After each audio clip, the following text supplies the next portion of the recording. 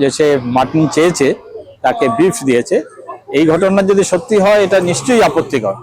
অলিপাব সম্পর্কে কলকাতার মানুষ জানে। এখানে অলিপাবের কোনো ওয়েটার সে ইন্টেনশনালি, সে নিজে সচেতন ভাবে তার ক্ষতি করবে বলে সে এই তাকে মাটন না দিয়ে বিফ দিয়েছে। কারণে আমরা আমাদের ডেপুটেশনে বলেছি যে 299 দ্বারা পুলিশ ভুলভাবে প্রয়োগ করেছে এবং ভুলভাবে তাকে অ্যারেস্ট করে তাকে জেলে পড়েছে। কিন্তু কোনো কিছু না করে সে, যেহেতু সে গরিব ওয়েটার, সংখ্যালঘু, দুর্বল, তাকে গ্রেপ্তার করে জেলে পড়ে দিল। একজন মুসলিম দরিদ্র মানুষকে যদি এই যে নিপীড়নটা ঘটলো, এটা কিন্তু সারা ভারতবর্ষে খবর হয়েছে।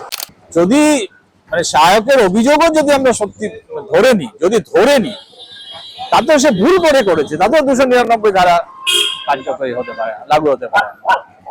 কারণ হচ্ছে সে সমাজের উচ্চ বর্ণের লোক, সমাজের উচ্চ বর্গের লোক, তার পেছনে মানে কোনো প্রভাবশালী রয়েছে। যে বার্তাটা যাচ্ছে, এই বার্তাটা কিন্তু খুব খারাপ বার্তা গেল। এটা আমাদের সাম্প্রদায়িক সম্প্রীতির জন্য খুব ভালো বার্তা হলো না। এপিডিআর এর পক্ষ থেকে রণজিৎ সুর থানা থেকে ডেপুটেশন দেওয়ার পরে বেরিয়ে এসে সাংবাদিকদের সামনে মুখোমুখি হয় এবং তিনি তার স্টেটমেন্ট রাখেন। চলুন শুনে নেওয়া যাক। এই ডেপুটেশনে আপনারা জানেন আমরা যেটার উপর জোর দিয়েছি সেটা হচ্ছে যে তাকে নিঃশর্ত মুক্তি দিতে হবে। এক, এই শেখ নাসিরউদ্দিন যে ওয়েটার যাকে গ্রেপ্তার করা হয়েছে, এবং দ্বিতীয়ত যে মানে ভিডিও ক্রিয়েটার যিনি এটা করেছেন সহায়ক চক্রবর্তী বলে, তাকে গ্রেপ্তারের জায়গাটা আমরা জোর দিয়েছি। ওসি যেটা বললেন সেটা হচ্ছে মুক্তির প্রশ্নে তাকে সোমবারে তোলা হবে, আদালতে তোলা হবে।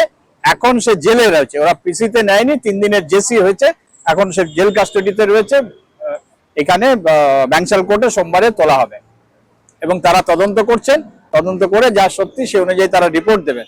আমরা এটা নিয়ে খুব আপত্তি করেছি যে যেভাবে গ্রেফতার করা হয়েছে এটার মধ্য দিয়ে দুটো বায়াস খুব পরিষ্কার হয়েছে।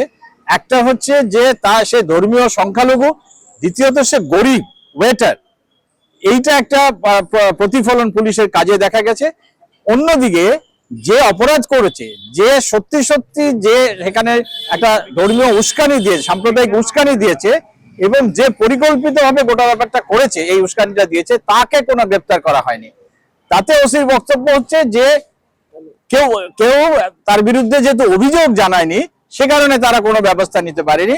যদিও এটাও আমরা খুব আপত্তি করেছি, কারণ আমরা বুড়ি কেসে আমাদের বিরুদ্ধে এসেছে সেটা হচ্ছে যে কেউ যদি কোনো আপত্তিকর ভিডিও আপলোড করে, পুলিশ তৎক্ষণাৎ তার বিরুদ্ধে ব্যবস্থা নেয়। কিন্তু এক্ষেত্রে তারা কেন ব্যবস্থা নিল না? তারা বলছে যে এখন আমরা অভিযোগ পেয়েছি, আমরা তদন্ত করছি, এবং যিনি এই ভিডিও করে আপলোড করেছিলেন সে এবং যারা এই ধরনের উস্কানিমূলক নানা ধরনের ভিডিও পোস্ট করছেন, কমেন্ট করছেন, সেসব ভিডিও শেয়ার করছেন, তাদের বিরুদ্ধে, সবার বিরুদ্ধে তারা নাকি ব্যবস্থা নেবেন, এটা ওনারা বলেছেন। আমরা যেটা নিয়ে আপত্তি করেছি সেটা হচ্ছে যে 299 ধারা বিএনএস যেটা প্রয়োগ করেছে যেটা অত্যন্ত আপত্তিকর। কারণ 299 ধারা পরিষ্কার বলা হয়েছে যে কেউ যদি ইন্টেনশনালি কোনো কাজটা করে এবং কারো ক্ষতি করার উদ্দেশ্যে যদি করে, এবং ধর্মীয় অন্যের ধর্মকে আঘাত করার চেষ্টা করে, তাহলেই তার বিরুদ্ধে 299 ধারা কার্যকরী হয়। এক্ষেত্রে অলিপাবের ক্ষেত্রে যারা অলিপাব জানে কলকাতার, এবং পার্কস্ট্রিট থানার পুলিশ, পার্কস্ট্রিট থানার ওসি অলিপাব সম্পর্কে জানে না, এটা তো হতে পারে না। সেইখানে ওখানকার একজন ওয়েটার সে ইন্টেনশনালি কাউকে মাটন অর্ডার করলে বিফ খাইয়ে দেবে, এটা বিশ্বাসযোগ্য নয়। এটা উনি নিজেও স্বীকার করেছেন। তা সত্ত্বেও উনি বলছেন যে আমরা তদন্ত করছি। তাহলে আমরা বললাম আপনারা গ্রেপ্তার করলেন কেন? কারণ আপনার বিএনএস অনুযায়ী আপনি অভিযোগ হলে তদন্ত হবে, তারপর গ্রেপ্তার হবে। উনি সেটাকে মানতে রাজি হলেন না, বললেন আমরা অভিযোগের গভীরতা অনুযায়ী ব্যবস্থা নিয়েছি, আমরা আপত্তি জানিয়েছি, প্রতিবাদ করেছি এবং অবিলম্বে তার মুক্তির দাবি জানিয়েছি।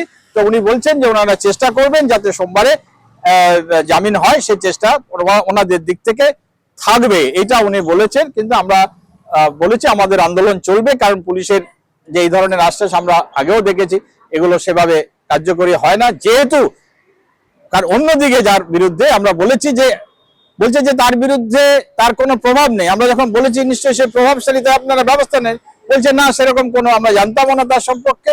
আমরা বলেছি যে তার টাইটেল এবং তার যে ধর্ম পরিচয়, সে যে সংখ্যা গুরুর যে প্রতিনিধি, এইভাবেই আপনারা বিষয়টাকে দেখেছেন। তাই আপনারা দরিদ্র এবং সংখ্যালঘু যে তাকে আপনারা গ্রেপ্তার করেছেন, আর সংখ্যা গুরু এবং যার প্রভাব আছে তাকে আপনারা গ্রেপ্তার করেননি, তারা সেটা মানেনি। যাই হোক, আমাদের এই আমরা তো এটা আমরা যে আমাদের স্মারকলিপি আমরা জমা দিয়েছি এবং তারা বলেছেন যে ব্যবস্থা নেবেন সেই অনুযায়ী। এবং আমরা আমাদের আরেকটা দাবি, সেটা আমরা রাজ্য সরকারের কাছে জানাবো, সেটা হচ্ছে যে যেভাবে তার সম্মানহানি করা হয়েছে, তাকে গ্রেপ্তার করে একজন ওয়েটারকে, এবং মিথ্যা অভিযোগে, পরিকল্পিত ষড়যন্ত্রমূলক অভিযোগের দাঁড়িয়ে আমরা তার ক্ষতিপূরণ, কারণ তার আগামী জীবন, সারা জীবন তাকে এটা বহন করে যেতে হবে, সেই রাজ্য সরকার যাতে তার উপযুক্ত ক্ষতিপূরণ দেয়, সেইটাও আমরা রাজ্য সরকারের কাছে আমরা এই দাবিটা আমরা রাজ্য সরকারের কাছে আমরা জানাবো। যে সে মাটন চেয়েছে, তাকে বিফ দিয়েছে, এই ঘটনা যদি সত্যি হয় এটা নিশ্চয়ই আপত্তিকর, এটা নিয়ে প্রতিবাদ করা উচিত। এবং সে যদি এটা কিন্তু এখানে সত্যি যদি হয়, কিন্তু ভিডিওটা দেখে এবং গোটা ঘটনাবলী যেভাবে আমরা যদি পরম্পরা দেখি, যেভাবে ভিডিও মানে করার প্রস্তুতি নিয়ে তাকে জিজ্ঞাসাবাদ করা হয়েছে, তাতে আমাদের কিন্তু ঘটনার সত্যতা সম্পর্কে গভীর সন্দেহ রয়েছে। এবং এটা একেবারে পরিকল্পিত একটা ষড়যন্ত্রমূলক ভাবেই এটা করা হয়েছে। এটা নয় যে ও মানে সেভাবে তাকে দিয়ে মানে ভুল করে তাকে দিয়েছে। আমাদের যেটা মানে মনে হয়েছে ঘটনা পরম্পরা এবং বহু লোকের সঙ্গে কথা বলে, যে সে দুটো মানে অর্ডার দিয়েছিল, একটা বিফ এবং একটা মাটন, এবং তাকে বলা হয়েছিল আগে মাটনটা দিতে, আগে বিফটা দিতে, পরে মাটনটা দিতে। এবং সে আগে বিফটা দেওয়ার পরে সেটা খেয়ে নিয়ে তারপরে সে মানে অভিযোগটা যখন মাটনটা নিয়ে এসছে, তখন সেই অভিযোগটাকে সাজিয়ে এবং মানে ভিডিও করার প্রস্তুতি নিয়ে তারপরে সে এটা মানে এই নাটকটা সে করেছে। এবং এটা মানে বিভিন্ন লোকের সঙ্গে কথাবার্তা বলে আমাদের এটাই মনে হয়েছে যে এটাই হচ্ছে সেটা। যেই ওর সায়ক চক্রবর্তীর যে বক্তব্য একেবারে সাজানো, তার যে রিয়াকশন, যে মানুষটা বিফ খায় না, যে নিজেকে গোমাতা খাওয়ানো হয়েছে বলে মানে ভয়ঙ্কর আতঙ্কিত বলছে, যে নিজেকে ব্রাহ্মণ বলে পরিচয় দিয়ে করছে, তো সেক্ষেত্রে মানে মানে খুবই হাস্য। তার যে এক্সপ্রেশন, তার যে রিয়াকশন, সবটা দেখে কখনোই মনে হয়নি যে ব্যাপারটা ওই রকম। এবং সব থেকেই পুরোটা থেকেই মনে হচ্ছে পুরো পরিকল্পিত ষড়যন্ত্রেরই মানে রেজাল্ট হচ্ছে ঘটনা। যেমন এখানে বিএনএস এর 299 ধারা প্রয়োগ করেছে ওই ওয়েটারের বিরুদ্ধে। 299 ধারায় পরিষ্কার বলা হয়েছে যে সেখানে যদি ইন্টেনশনালি যদি সে কাজটা করে থাকে, মানে তার ধর্মানুভূতিতে আঘাত করে থাকে, ইন্টেনশনে যদি উদ্দেশ্যমূলকভাবে তার ক্ষতি করার চেষ্টা করে থাকে, তবেই তার বিরুদ্ধে মানে ব্যবস্থা এই 299 ধারা প্রয়োগ হবে।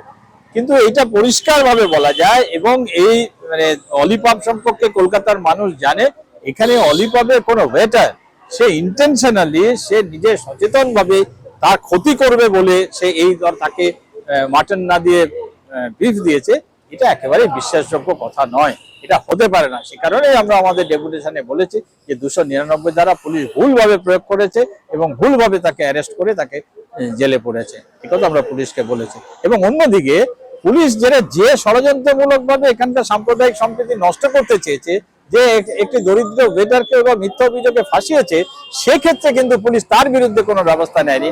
কারণ হচ্ছে সে সমাজের উচ্চ বর্ণের লোক, সমাজের উচ্চ বর্গের লোক, তার পেছনে মানে কোনো প্রভাবশালী রয়েছে, এবং সেই কারণে সে আজকে 3 দিন হয়ে গেল তার বিরুদ্ধে সে ব্যবস্থা নেয়নি। এটা আমরা মানে ওসিকে বলেছি, আমাদের ডেপুটেশনেও বলেছি। আমরা সেই কারণে এখানে দাবি করেছি যে অবিলম্বে এই ছেলেটিকে মুক্তি দিতে হবে, যে এবং সায়ক চক্রবর্তী যে এই চক্রান্তের মূল, তাকে গ্রেপ্তার করতে হবে। পুলিশ বলছে যে আমরা তাকে বলেছি ভিডিও সরিয়ে দিতে, তবেই সে সরিয়েছে। কিন্তু একই সঙ্গে পুলিশ একথাও বলছে যে ওর ভিডিও শেয়ার করে প্রচুর লোক আবার নানা ধরনের উস্কানিমূলক কথা বলছে এবং নানা ধরনের কমেন্ট করছে। পুলিশ বলছে আমরা তদন্ত করছি, আমরা তাদের বিরুদ্ধেও ব্যবস্থা নেব। কিন্তু কবে নেবেন? কিন্তু ইতিমধ্যে আপনি তাহলে ওয়েটারকে আপনি গ্রেপ্তার করলেন কেন?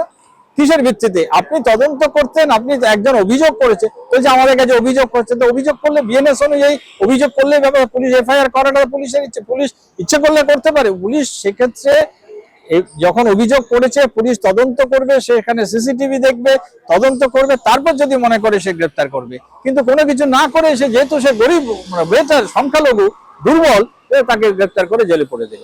এবং কে তাকে ইনস্ট্রাকশন দিয়েছে? পুলিশ মন্ত্রী মমতা বন্দ্যোপাধ্যায়। এখান থেকে 2 পা দূরে হচ্ছে অভিষেক বন্দ্যোপাধ্যায়ের অফিস। তাহলে কে তাকে ইনস্ট্রাকশন দিয়েছে? কেউ একজন দিয়েছে এই ওসিকে। সেই ইনস্ট্রাকশন অনুযায়ী সেই গরিব লোকটাকে, যে মমতা বন্দ্যোপাধ্যায় যে রাজনীতিটা এখন করছে, যে নরম হিন্দুত্বের রাজনীতি, সেই হিন্দুত্বের রাজনীতির বহিঃপ্রকাশ আজকে এই ওসি, এখানকার পার্কস্ট্রিট থানার ওসি করেছে। আমরা সেই প্রতিবাদটা জানিয়েছি যে আপনারা ধর্মীয় বায়াস হিসেবে এবং শুধু ধর্ম নয়, আপনারা তার যে দারিদ্র এবং সেটাকেও আপনারা ক্যাপিটালাইজ করেছেন, যে একজন দরিদ্র মানুষ যে সে প্রতিঘাত করতে পারবে না, তার পক্ষে লড়ার লোক নেই, সে লড়তে পারবে না, আপনি তাই তাকে গ্রেপ্তার করেছেন এবং তাকে 3 দিন জেল খাটিয়েছেন। সারা জীবন এই লোকটাকে এই ট্রমা নিয়ে, তার পরিবারকে এই দাগ নিয়ে চলতে হবে। এটা তো আমরা ওসির কাছে বলেছি। তো ওসি বলেছে যে আমরা তদন্ত করছি, আমরা চেষ্টা করব যাতে সোমবারে পরে আর তাকে জেলে থাকতে না হয়। কারণ আমরা মানে এখন অনেকটাই আমাদের কাছে ওনার বক্তব্য অনুযায়ী আমরা বললাম, আপনি তো সিসিটিভি দেখতে পারতেন, ওখানে গিয়ে সে কটা অর্ডার দিয়েছে আপনি দেখতে পারতেন, ওখানে তো অলিভাবে সিসিটিভি রয়েছে, আপনি তো সেটা করেন। আপনি আগে গ্রেপ্তার করে জেলে পাঠিয়ে দিলেন। বলছে যা জেলে তো আমি পাঠাইনি, বিচারক পাঠিয়েছে। বিচারক, নিম্ন আদালতের বিচারক, পুলিশ কিভাবে কেস সাজিয়েছে, কত ধারা দিচ্ছে, সে অনুযায়ী তার ব্যবস্থা হয়। কারণ ওটা তো জামিন অযোগ্য, যে ধারা 299 ধারা দিয়ে সেটা জামিন অযোগ্য। তো সেক্ষেত্রে ন্যাচারালি তাকে জেলে পাঠিয়েছে। ভুলটা তো ওসি করেছে, পুলিশ করেছে, এবং সেটা ভুল নয়, সেটা কনসিয়াসলি করেছে। ঠিক যেভাবে সাহেব চক্রবর্তী কনসিয়াসলি ষড়যন্ত্রমূলক ভাবে করেছে, আজকে সেই পুলিশের যে ভূমিকা সেটাও কিন্তু খুব পরিষ্কার। এবং এইটা আপনি জানবেন যে এই যে বার্তা, কলকাতার বুকে পার্ক স্ট্রিটে, কলকাতার সব থেকে উচ্চবর্গের মানুষ যেখানে বাস করে এবং যেখানে অত্যন্ত প্রভাবশালী মানুষ, সেইখানে দাঁড়িয়ে একজন মুসলিম দরিদ্র মানুষকে যদি এই যে নিপীড়নটা ঘটলো, এটা কিন্তু সারা ভারতবর্ষে খবর হয়েছে। এবং এইটা মুসলমানরা ইতিমধ্যেই অত্যন্ত ভয়ে রয়েছে, নিপীড়িত দরিদ্র মুসলমানরা। এইটা কিন্তু আরো অনেক বেশি তাদের ভয়টাকে কিন্তু অনেক বাড়িয়ে দিল। আপনি একই ময়দানে প্যাটিসের ঘটনা আপনারা জানেন, কিভাবে তাদেরকে মারধর করা হয়েছে। আবার এইখানে একই ঘটনা ঘটলো। আপনারা দুর্গাপুরে দেখেছেন যে কিভাবে গরু ব্যবসায়ীকে কিভাবে মারধর করা হয়েছে। আপনারা দক্ষিণ 24 পরগনার ট্রেনে এই ধরনের ঘটনা, যে মুসলিম যখন মানুষ যায়, যাদের দাড়ি থাকে, তাদের কিভাবে আপনারা দেখেছেন। তো সবটার পরে যে বার্তাটা যাচ্ছে, এই বার্তাটা কিন্তু খুব খারাপ বার্তা গেল। এটা আমাদের সাম্প্রদায়িক সম্প্রীতির জন্য খুব ভালো বার্তা হলো না। এই পুলিশ যে অত্যন্ত ভুল কাজ করেছে। আমরা তৃতীয় যে দাবি করেছি সেটা হচ্ছে যে তাকে ক্ষতিপূরণ দিতে হবে। তার যে ক্ষতি হলো বিনা কারণে, বিনা দোষে, যদি মানে সহায়কের অভিযোগও যদি আমরা সত্যি ধরে নিই, তাতেও সে ভুল করেছে, তাতেও 299 ধারা কার্যকরী হতে পারে, লাগু হতে পারে। আমরা দাবি করেছি যে তাকে উপযুক্ত ক্ষতিপূরণ দিতে হবে। এই 3টে দাবি আমরা